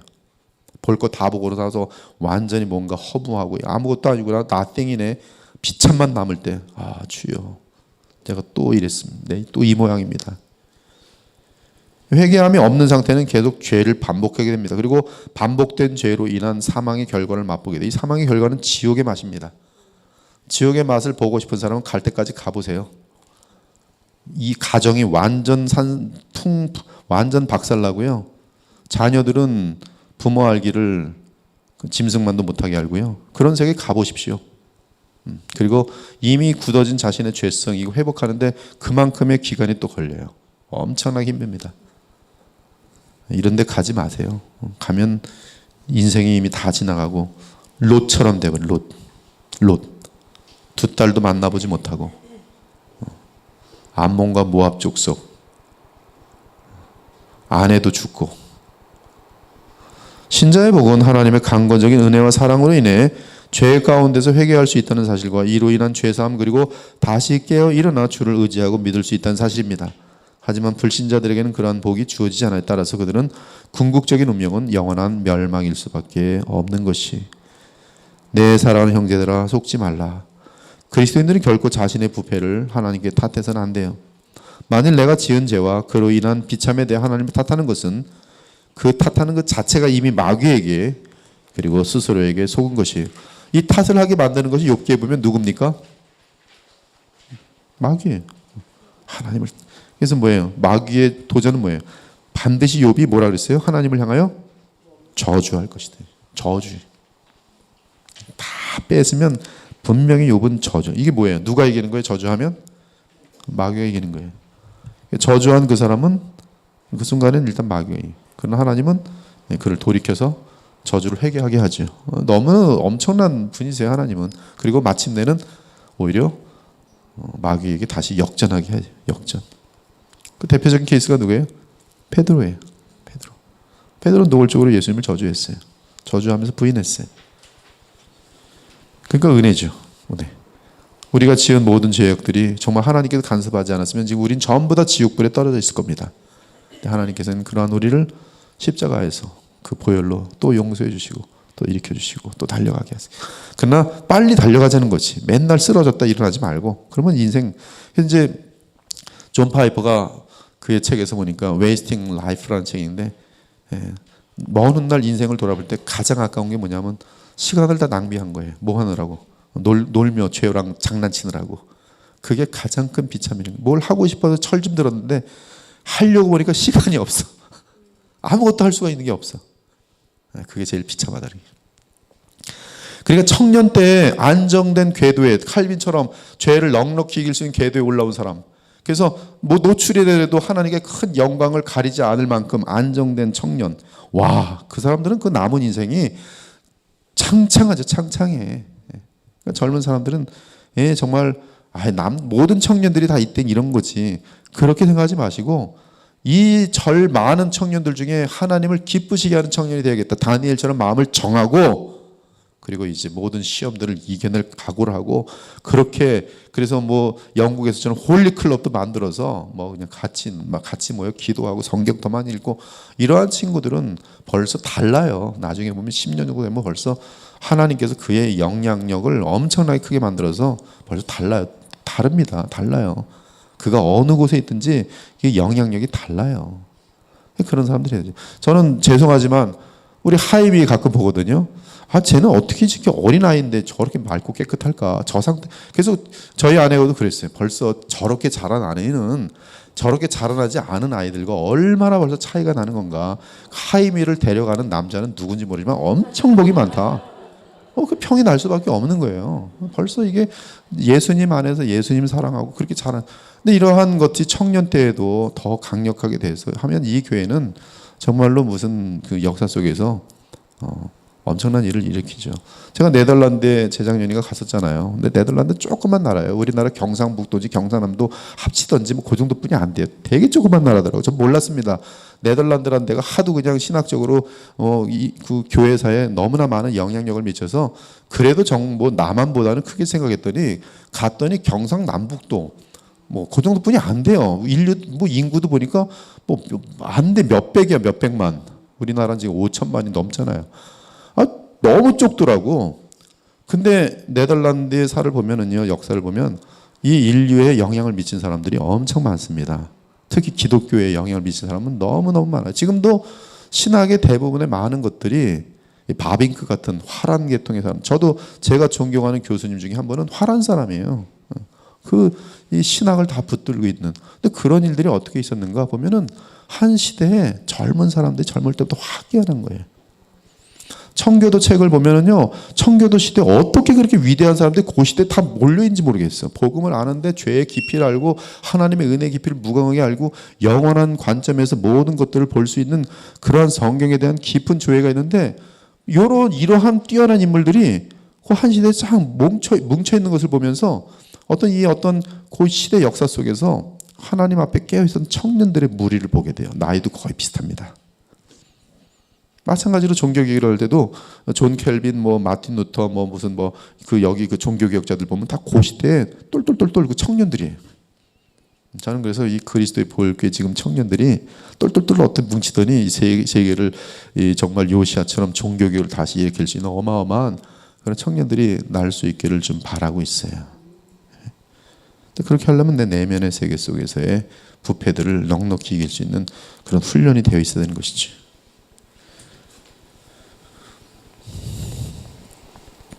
그래서 인내함으로 신자는 욕심이 무엇인가를 향해 품는 것을 믿음으로 막을 수 있어요. 이때 참 믿음은 욕심과 갈등을 빚지만 인내함으로 마침내 승리하죠. 인내는 아까 누차 말씀드린 거지만 주 예수 그리스도를 붙드는 것이에요. 반면에 신자가 깨어있지 못한 상태에서 이런 회개 없는 상태에서 비참한 그런 모습이 됩니다. 내 사랑하는 형제들아 속지 말라. 속지 않아야 되고요. 그 17절에 보면 이 온갖 좋은 은사와 온전한 선물이 다 위로부터 빛들의 아버지께로부터 내려오나니 그는 변함도 없으시고 회전하는 그림자도 없으시니라. 지혜가 부족한 자에게 풍족하게 내려주신 하나님에 대해서 5절에서 언급하였던 것처럼 본절에서도 좋은 은사와 선물들의 공급자가 하나님이시라는 사실을 언급하고 있어요. 그러므로 우리는 온갖 좋은 은사와 온전한 선물을 받으려면 누구에게 가야 돼요? 그게 뭐예요? 기도예요. 기도예요. 기도라는 건 엄청나게 위대한 거예요. 그러니까 기도 많이 하십시오. 기도를 하실 때 비나이다 지금 10평 아파트가 20평이 되게 하십시오. 그런 기도 마시고 하늘의 지혜를 주셔서 많은 사람들을 주님께로 인도할 수 있는 그런 사람이 되게 해주시고 저들의 마음을 배려할 수 있고 정말 미움이 생기지 않고 사랑할 수 있는 마음도 주시고 이러한 하나님이 원하시는 각종 좋은 것들과 온전한 선물을 하나님께 구하란 말씀에 내 욕심을 채우지 말고 그러한 기도를 오래 하시고 많이 하시면 그것은 굉장히 그 사람에게 큰 엄청난 그런 변화와 역사들이 나타나는 것이 되겠죠. 무엇보다 이 유혹 및 범죄에 빠지지 않도록 큰 도움을 줄 것이 그는 변함도 없으시고 회전하는 그림자도 없습니다. 하나님은 전 우주의 창조주 되신과 함께 그분은 불변하세 영원한 빛이시며 모든 선한 것에 무한한 근원이세. 주의 자비와 긍휼을 막을 수 있는 것은 이 우주에 아무것도 없습니다. 18절 그의 피조주물 중에 한 천 열매 수확된 첫 곡물을 하나님께 드리는 것을 나타내는데요. 우리가 이제 그런 첫 열매가 되게 하시려고 목적이에요. 모든 곡 속에 첫 소산물이 하나님께 바쳐지듯이 하나님의 은혜를 발견하고 회개한 그리스도인들은 특별히 선택되어서 모든 피조물을 대표하는 첫 열매가 됩니다. 이로써 택한 주의 백성이 다 구원을 받으면 주께서 모든 피조물을 하나님께 바치시게 될 것이, 그 후에는 마지막이니 그가 모든 통치와 모든 권세와 능력을 멸하시고 나라를 아버지 하나님께 바칠 때라. 자기의 뜻을 따라, 하나님께서 자기의 뜻을 따라 진리의 말씀으로 우리를 낳으셨느니라. 하나님의 주권이죠. 우리가 지금도 거듭났다면 누구의 뜻입니까? 하나님 자신의 뜻이. 지금 진리의 말씀으로 우리를 낳으시는 것은 오직 하나님의 주권과 작정에 달려 있어요. 모든 일을 그의 뜻의 결정대로 일하시는 이의 계획을 따라 우리가 예정을 입어 그 안에서 기업이 되었으니 이는 우리가 그리스도 안에서 전부터 바라던 그의 찬송의 영광이 되게 하려 하심이라. 따라서 택한 자녀들이 구원을 얻게 되는 것은 자기 공로나 외부적인 환경 때문이 아니라 전적으로 하나님의 은혜와 섭리로 인해 이루어졌음을 확인할 수 있습니다. 여러분들이 오늘도 이 자리에 앉아 있는 것은 전적으로 누구의 은혜입니까? 하나님의 은혜이고 섭리예요. 섭리. 저기 스데반왕 목사라고 있는데 복음을 잘 가르치는 것 같아. 그래? 그런 사람 아직도 있었어. 가볼까? 섭리죠. 그래서 지금 이렇게 저렇게 다들 와서 앉아 계시는 거예요. 그래서 와서 들어보니까 주님을 계속 알려주고 주님께 내 마음을 인도해 주시네. 그리고 믿고 또 따르고 배우는 것이죠. 진리 말씀으로, 성경의 진리를 통해 확증된 복음의 말씀을 의미합니다. 그러므로 진리의 말씀으로 태어난 우리는 복음과 함께 성령으로 거듭난 자들을 뜻하지요. 그들은 옛사람을 벗어버리고 새로운 피조물로서 믿음으로 주와 연합하여 살아갈 것이, 그리스도 안에서 너희도 진리의 말씀 곧 너희의 구원의 복음을 듣고, 분명히 얘기하죠. 구원의 복음, 그것은 곧 진리의 말씀. 그 안에서 또한 믿어 약속의 성령으로 인치심을 받았으니 이는 우리 기업의 보증이 돼서 그 얻으신 것을 속량하시고 그의 영광을 찬송하게 하려 하심이라. 너희를 위하여 하늘에 쌓아둔 소망으로 말미암음이니 곧 너희가 전에 복음 진리의 말씀을 들은 것이라. 이 복음이 이미 너희에게 이름에 너희가 듣고 참으로 하나님의 은혜를 깨달은 날부터 너희 중에서와 같이 또한 온 천하에서도 열매를 맺어 자라는도다. 너는 진리의 말씀을 옳게 분별하여 부끄러울 것이 없는 일꾼으로 인정된 자로 자신을 하나님 앞에 드리기를 힘쓰라. 자, 19절 20절 시작.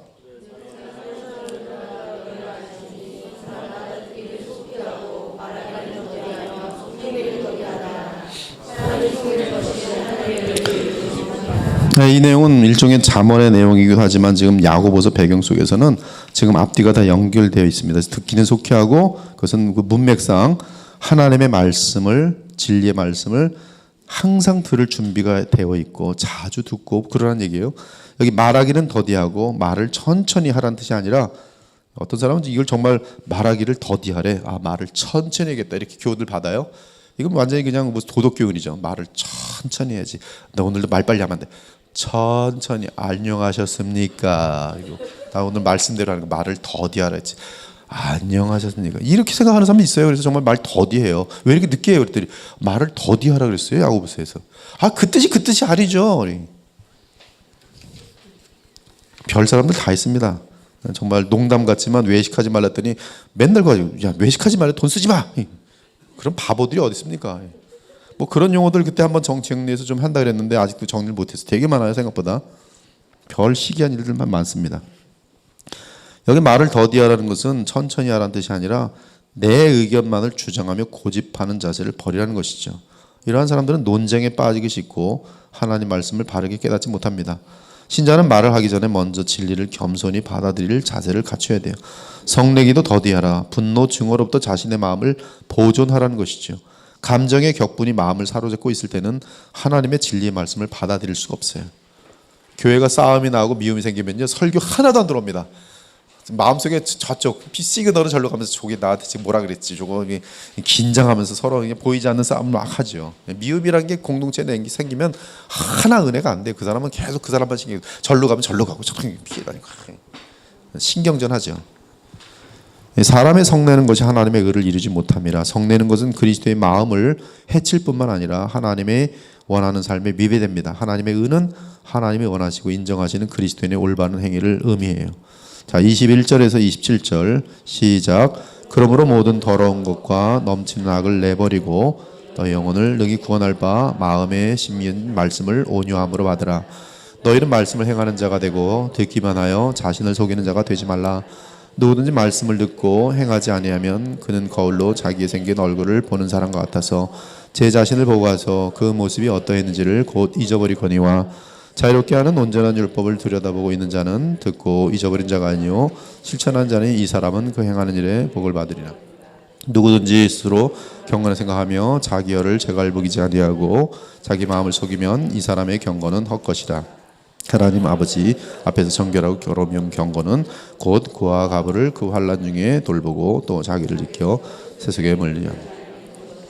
여기 그러므로 디오라고 되어 있는데 시험을 참아 복을 받으려면 첫 열매로서 하나님의 의를 이루려면 듣기를 좋게 하고 말하기를 더디하며 성내기를 더디하려면 그리스도를 영접하고 참신자가 된 자가 마땅히 해야 할 일은 더러운 것과 넘치는 악을 내어버리는 것이며 이미 우리 속에 와서 역사하시는 그리스도의 말씀을 통하여 항상 새롭게 되는 것이.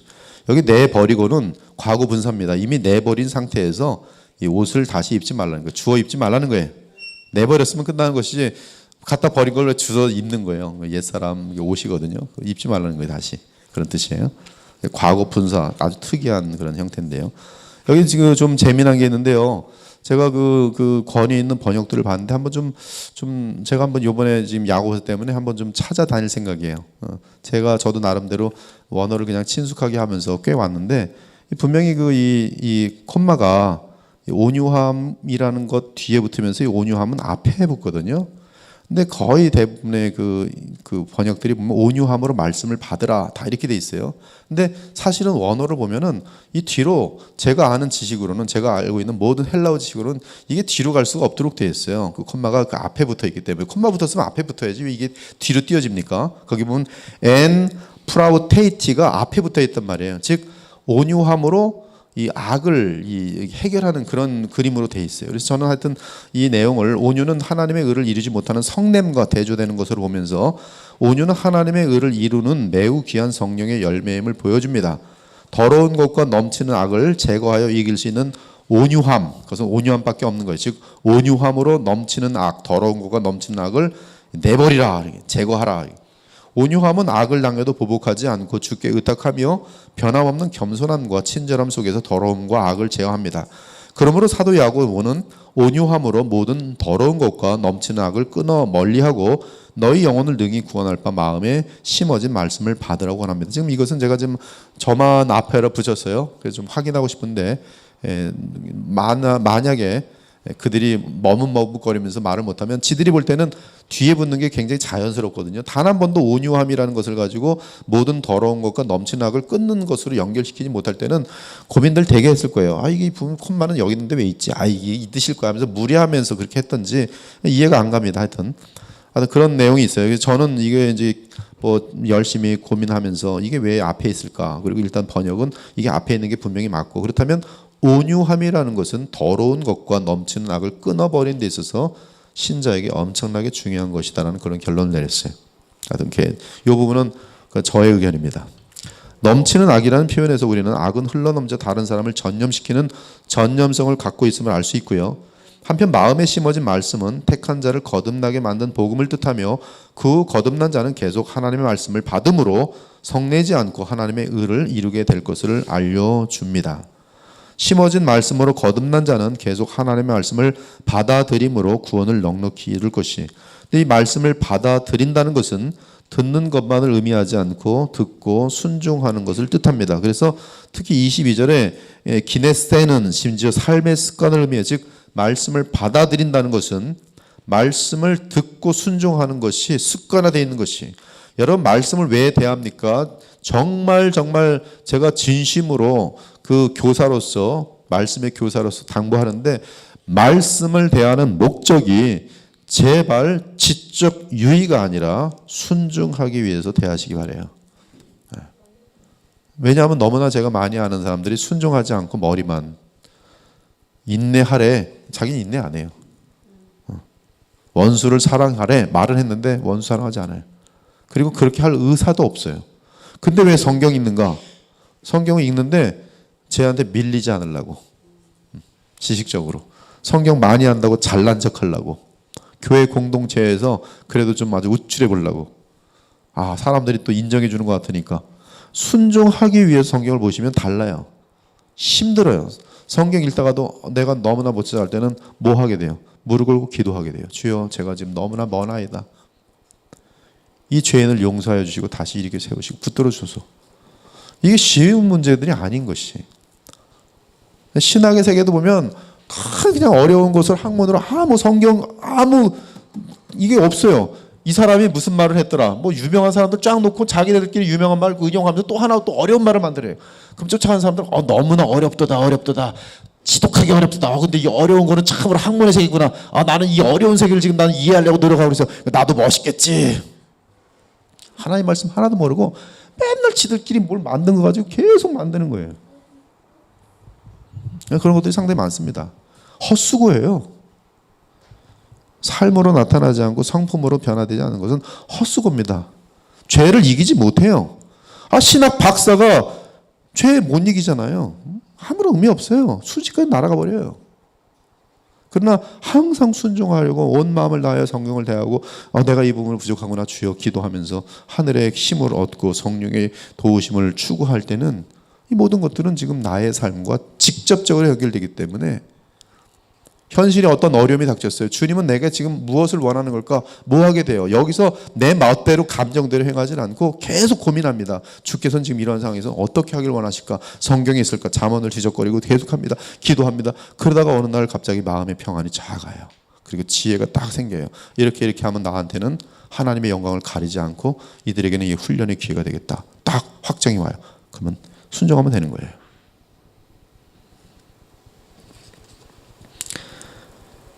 너희는 말씀을 행하는 자가 되고 듣기만 하여 자신을 속이는 자가 되지 말라.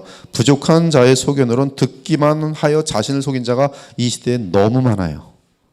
신학자들 가운데도 너무 많고 목사들 가운데도 너무 많고 신자들도 그것만 배워서 듣기만 하고 행하지 않는, 말씀을 받지 않은 사람들이 너무나 많아요. 그를 보면 똑똑해 보이는데 만나보면 아무것도 없어요. 돈뿐이 모르고 이기적이고 신의도 없고 남의 등치기나 좋아하고 거짓말 잘하고. 근데 신학 지식은 많아요.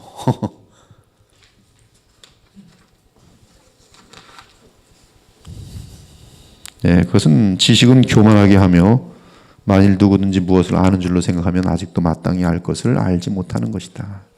하나님 앞에서는 율법을 듣는 자가 의인이 아니요 오직 율법을 행하는 자라야 의롭다 하심을 얻으리니. 물론 이 로마서의 뜻은 부패한 인간은 율법을 행할 수 없다는 뜻을 말하는 게 본질이죠. 그러나 이 구절은 진리의 말씀으로서 거듭난 신자는 마음으로부터 율법을 행함으로 하나님의 의, 실천적인 의미의 의를 이룬다는 뜻도 포함하고 있어요. 이러므로 그들의 열매로 그들을 알리라. 나더러 주여 주여 하는 자마다 다 천국에 들어갈 것이 아니요 다만 하늘에 계신 내 아버지의 뜻대로 행하는 자라야 들어가리라. 마찬가지로 사도 야고보는 신자들에게 하나님의 말씀을 듣는 상태에만 머물러 있지 말고 믿음으로 행하는 자가 되라고 권면합니다. 야고보는 말씀을 듣고 행하지 않는 자를 거울을 보는 사람에 비유하고 있어요. 당시의 거울은 유리가 아닌 구리로 만들었기 때문에 거울 속에 비친 자신의 모습을 면밀히 관찰해야 했습니다. 그럼에도 거울에서 돌아서면 자신의 모습을 곧 잊었어요.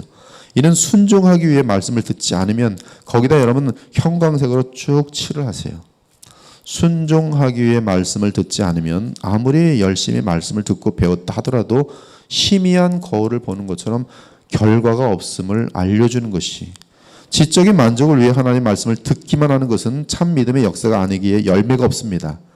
이론적인 지식만으로 신자가 그리스도의 성품을 닮을 수 없어요. 오직 말씀을 듣고 순종할 때 시험을 참는 자가 되어 복이 있으며 또한 온전하고 구비하여 조금도 부족함이 없게 될 것이, 그렇지 않으면 그 신자는 말씀을 듣고 보더라도 항상 제자리에 멈추어 있을 것이, 또한 말씀을 곧바로 잊어버리고 다시 죄의 상태로 되돌아갈 것이. 성경 많이 알아요. 1등 했어요. 2등 했어요. 3등 했어요. 그러나 의아한 일들이 있잖아요. 뭐 저래? 성경 저렇게 많이 했는데 뭐 저래? 신학 엄청나게 많이 하는데 뭐 저래? 신학 교수래. 근데 뭐 저래? 수수께끼 가는 사람 너무 많잖아요. 왜? 순종하는데 관심이 없는 거예요. 네가 많이 하냐, 내가 많이 하냐. 즉 지식적인 교만에 또 하나의 종류만 바뀐 것이지. 네가 수학 공부 잘하냐, 내가 수학 공부 잘하냐. 종류만 뭐로 바뀌었어요? 신학으로 바뀐 거예요. 자유롭게 하는 온전한 율법, 율법으로부터 참 자유를 주는 예수 그리스도의 진리의 복음을 뜻하죠. 그래서 이건 지금 율법이라고 그러면 안 되고 자유롭게 하는 온전한 법, 그렇게 하면 더 좋을 것 같아요. 그런지 형제들아, 우리는 여종의 자녀가 아니요 자유 있는 여자의 자녀라. 그리스도께서 우리를 자유롭게 하려고 자유를 주셨으니 그러므로 굳건하게 서서 다시는 종의 멍에를 매지 말라. 율법이 사람을 종으로 얽매는 것이라면 그리스도 통한 은혜의 완전한 율법은 사람을 생명과 자유함으로 인도하는 복음입니다. 진리를 알지니 진리가 너희를 자유롭게 하리라. 오늘까지 모세의 글을 읽을 때 수건이 그 마음을 덮었다. 그러나 언제든지 주께로 돌아오면 그 수건이 벗겨지라. 주는 영이시니 죄의 영이 계신 곳에는 자유가 있느니라. 죄로부터의 자유, 죄책으로부터의 자유, 죄의 결과인 저주로부터의 자유가 있는 것이죠. 이런 역사를 위해 신자는 자유를 주는 복음의 진리를 자세히 들여다보아야 하고요. 모두 과거분사예요. 그 다음 중요한 게 그 안에 계속 거하여야 해요.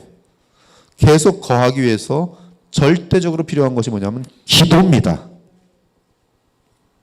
기도. 즉 그렇게 살고자 버둥거리는 그 힘, 내게는 없으니 주님을 붙드는 것이죠. 이 과거로부터 진행되어 오던 일을 계속하는 것이. 따라 참 믿음은 복음을 마음에 받아들여 그 진리를 듣고 행하게 되는데 그 행함은 믿음으로부터 나온 것으로서 복이 있어요. 시험을 참는 자는 복이 있나니 이는 시련을 견디어낸 자가 주께서 자기를 사랑하는 자들에게 약속하신 생명의 면류관을 얻을 것이기 때문이라. 참된 믿음을 가진 자는 이러한 과정을 통해 온전하고 흠이 없는 신자가 됩니다.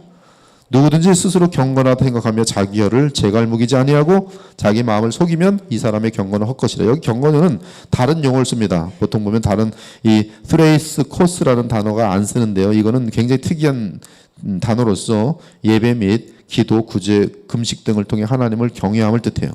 참된 믿음을 하나님을 경외함으로 나타나는데 가장 중요한 특징은 참된 믿음은 경건으로 나타나는데 혀를 제어하여 악을 행하지 않는 것이.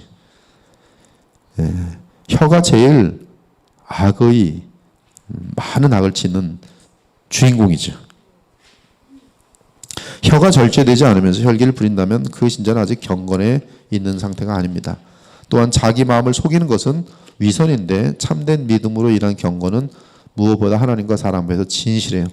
외식, 위선은 참 믿음에서 나올 수 없습니다. 그래서 참된 경건 속에 예수님을 닮아가는 믿음 안에서 두 가지의 특징이 있는데 혀로 덕이 있는 혀가 되고 진실한 사람이 되기.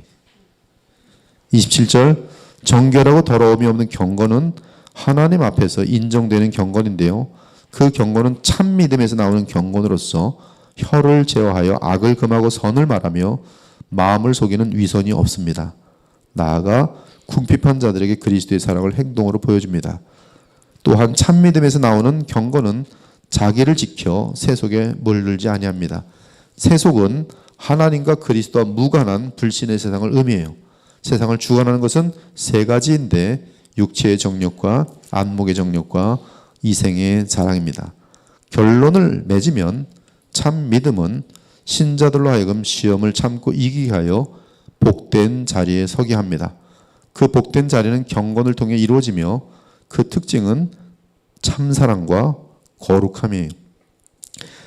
따라서 거듭난 신자가 참 믿음을 행사함으로 그리스도를 닮아갈수록 그는 사랑과 거룩함에 있어서 더욱 깊어집니다. 오늘 이 말씀 굉장히 내용이 많아요. 집에 가서 또 보시고 또 보시면서 충분히 여러분에게 지적으로도 이해가 되고 또 마음속으로 받아들여서 앞으로 신앙의 방향이 정말 변화될 수밖에 없는 그러한 방향으로 나아갈 수 있기를 바라겠습니다. 우리 기도하고 마치겠습니다. 하나님 감사합니다. 복음 안에서 보는 야고보서의 내용을 보니 얼마나 환하게 보이는지요. 주님이 귀한 내용들을 마음속에 받아서 저희들 남은 삶의 신앙은 헛된 어떤 쇼도 아니고 나 자신을 과시하기 위한 것도 아니고 주의 기쁨 되기 위하여 변화되어질 수밖에 없는 그러한 믿음의 생활이 될 수 있도록 인도해 주시기 원합니다. 오늘 참 믿음이 얼마나 위대한 것이고 그 믿음을 우리가 실현하기 위해 하늘의 지혜가 얼마나 필요한 것인지 알게 되었습니다. 기도와 말씀을 가까이 하는 저희들에게 하시며 항상 기도하는 저희들 될 수 있게 하시고 주의 말씀을 대할 때마다 이것이 내게 부탁하시는 하나님의 사랑의 계명인 줄 믿고 행하기에 힘쓰고 실천하기에 힘쓸 수 있는 주의 은혜를 그래서 더욱더 필요로 하는 그러한 신자들이 다 될 수 있도록 인도하여 주시옵소서. 오늘도 야고보서를 1장을 받고 가정으로 돌아가고 집으로 돌아가는 저희들 모두에게 하나님의 은혜가 차고 넘치게 하시고 감사로 충만케 하여 주옵소서. 예수 그리스도의 이름으로 기도 올리옵나이다. 아멘.